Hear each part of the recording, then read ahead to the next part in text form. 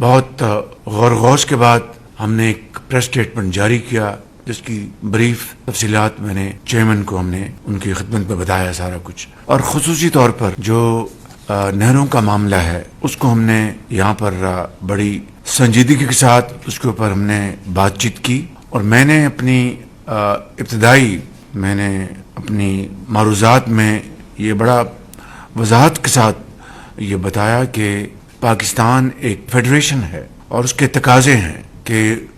صوبوں کے درمیان جو معاملات ہیں وہ باہمی بات چیت اور باہمی خلوص اور نیک نیت کے ساتھ اور اچھے انداز میں ہم ملکی مفاد میں ان کو طے کریں۔ اور میں نے یہاں پر یہ بات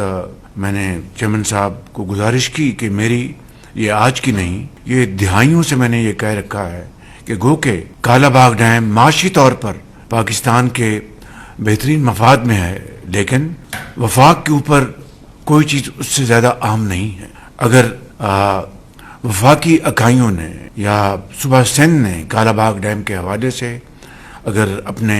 اعتراضات کا اظہار کیا تو ہمیں اس کو قبول کرنا چاہیے پاکستان کے بہترین مفاد میں،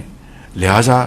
کالا باغ ڈیم اگر وفاق کے جو مفادات ہیں ان سے وہ متصادم ہے تو ہمیں اس سے پرہیز کرنا چاہیے۔ اسی طریقے سے نہروں کے معاملے میں ہمیں باہمی